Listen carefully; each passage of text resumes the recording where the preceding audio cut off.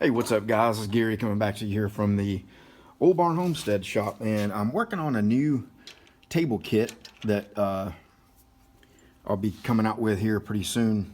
And you see I've got some brake line there, and I have a need for some 1.5 inch steel spacers that have a 1/4 inch through hole. The OD doesn't really matter, but definitely need a 1/4 inch ID, and looking for a good option on that.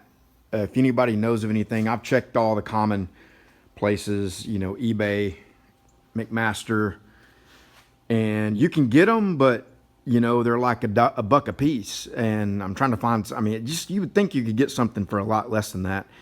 And this table kit I'm working on here, this is the side plate for it.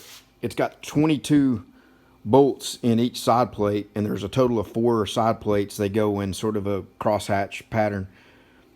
44 side plates, or 44 spacers basically needed for each kit. So at a buck a piece, that's 44 bucks just for the spacers, and then you got to add bolts and nuts and everything else. And I'm trying to keep this in the $200 range for this kit, and I'd like to include the spacers with it and hardware, but it's kind of looking like I may leave that out and just let people do however they want.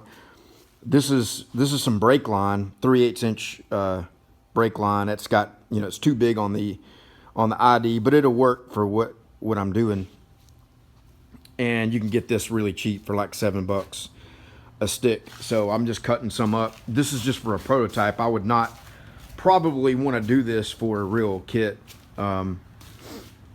So anyway, let me know if you guys have a source for good spacers. There's a place, aluminumspacers.com. I've bought quite a bit of aluminum from them, but I'd like for it to be steel because there's a couple of pieces, the leveling feet and all, that get welded on it, and trying to, you know, weld, and I want to cut those out of steel on these, you know, parts of the table that are not used. I want to cut those little plates out of steel for the leveling feet.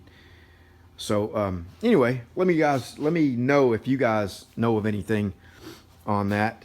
As you can see, I've still not fixed the leak yet, and it's getting worse. Now, I don't know if that's because it's rained a lot the last couple of days and things just aren't drying out, or if the leak is getting progressively worse. But nevertheless, I am going to fix that.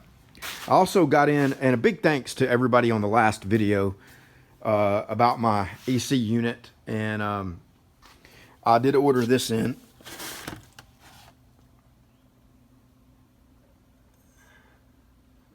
Evaporator coil cleaner. So I'll be probably this weekend taking all the panels off of this, and probably this manifold here off the front of it, and giving it a good cleaning. You know, I'll just clean it and vacuum it out. And what I'm thinking about doing is taking my dust collection hose there and hooking it up to the intake, and then just blowing air back that way, and let the dust collector pull a lot of the dust out of it, and just get the bulk of that done that way. But I don't know if I'm gonna do that or not. We'll see.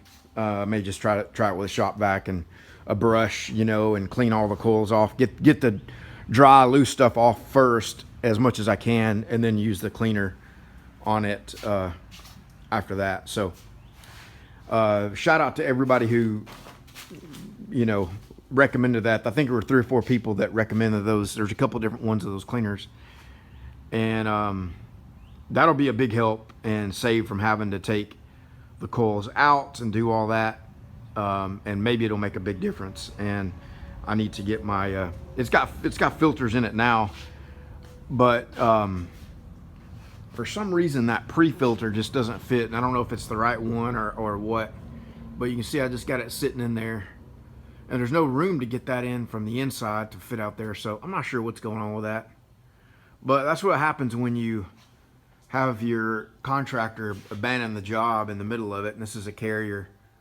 unit. So anyway, yeah, so I'm working on this table kit. I've already made one complete table, and with a square top that I really didn't like, with a bunch of just random stuff. So this is a 2x6 or 2x8 and pine piece, and I'm doing this, and I've got a So I'm gonna have 2 different tables to look at. And so anyway, you guys might have saw the Ford sign. I finally got that thing wrapped up. I've had that thing around here for a while. I painted the back of it twice, and it kind of gave me some grief. But this was the center offcut for it, and the customer, who's a long-term friend of mine in Pennsylvania that I used to work for, was a big Ford guy. Got several cars, Mustangs. You know, he's got more cars sitting around than you can imagine. But man, that thing turned out pretty dang sweet. So pretty happy about that. And yeah, you can see I got a big mess. I got like 3 projects going on at once in here. And new plasma table, it's running great, working great, really pleased with that. Like I said, we had a bunch of rain. I will everybody knows, you know, got the weather out here, got a couple of Amazon boxes there. So it rained like all day long. Was it yesterday? Yeah, yesterday, just nonstop. And but you know, it's spring, and that's how it is around here. Allergies in full bloom right now, kicking my butt big time. There's one other product that I'm going to be coming out with. I'm going to start to work on that tomorrow. I should have already been working on it, but I've just gotten backed up with stuff. And that's going to be a square tubing bender, and it's going to be a DIY kit on that as well, and plans for somebody that might want to make their own square tubing bender. So working with Eco Mouse Design on that. He's been wanting one, and just looking at different ones and trying to come up with different ideas, you know, because when you start going and turning dies for square bending, I mean, you can run into a lot of money in a hurry. I mean, you can buy dies, they're not cheap. So we think we've come up with a way, or primarily he has, but I'm, you know, he's the designer, I'm the builder on this one. So I'm looking forward to getting that out. I just thought I'd give you guys a quick little preview of stuff and what all is going on around here. This was pretty cool right here, because normally, you know, I've always kind of been in the mode of using 45 amp tips to cut the max that you can cut with a 45 amp tip, which I believe is 1/4 inch is what it's rated for. But with now that I've got this faster table, I've opted to go with higher amp tips than what you would normally think of. I mean, normally I would cut this 10 gauge 1/8 inch plate with 45 amp tip and just cut it, you know, pretty close to what the book recommends. But you can put a 65 amp tip in the thing and almost double your cut speed. So you know, I don't think it saves you anything on power, because you're getting it done faster, but you're running your cutter at a hotter temp, drawing more amps. So it's probably a wash on that. That'd be probably a good study, but it really cuts a lot faster. I mean, you can just rip this whole sheet up here in just a matter of no time.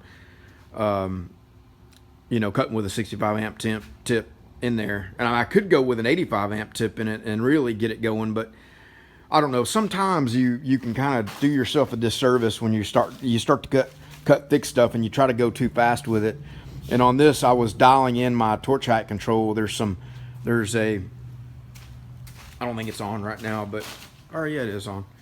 So you got this little built-in thing. I showed it in the video, and this is how you fine-tune your the sensitivity on the torch height control, and it's got some pretty cool features on it. And Ross, the main engineer, designer, owner of TrueCut's been working on this, but let me show you this right here. Anti-dive, you know, these things, when they go into a corner, they have a tendency to want to dive down and hang up and stuff, so you can change the sensitivity of when it detects the diving. I really like this one right here. This is something that's kicked, I mean, it's really caused me issues over the years. I probably got an example of one over there, but this puddle jump feature is where, like, where it pierces and you get the, you know, the puddle from the pierce on the top side, and then your torch will just drag across that, and a lot of times it will drag it offline, or, you know, any number of different issues. And you can set this delay here to let it go over the puddle, and you sort of have to time that up with your lead in and lead out, how, you know, how far your puddle is away. But A lot of times on thicker material, cutting out a smaller hole. And let me see if I got one over here. Man, guys, this shop is a dang mess. I had it cleaned up a couple of days ago and it just got back out of hand on me. I think this might be one here that it did that on me on, where it had a, oh, here we go. Right there where it leaves the center, you know, because it's such a small hole, and as it passes over the puddle, it grabs, and then it doesn't cut the whole thing out, and then you've got to go knock it out of there, or sometimes you have to drill it out or whatever. A lot of those I just stick to the side. That's why they're sitting over there, and just get to them at another time. But anyway, guys, I just thought I'd give you an update on what's going on around here. Doing a little bit of woodworking here this morning, which is something I don't really do much of. And so trying to get two different options on the table, one with a square top, one with a round top, and just working with whatever this is. I don't know much about the coatings for wood. So anyway, guys, I'm going to let you go. Let me know if you got any thoughts on spacers, a good source that's cheap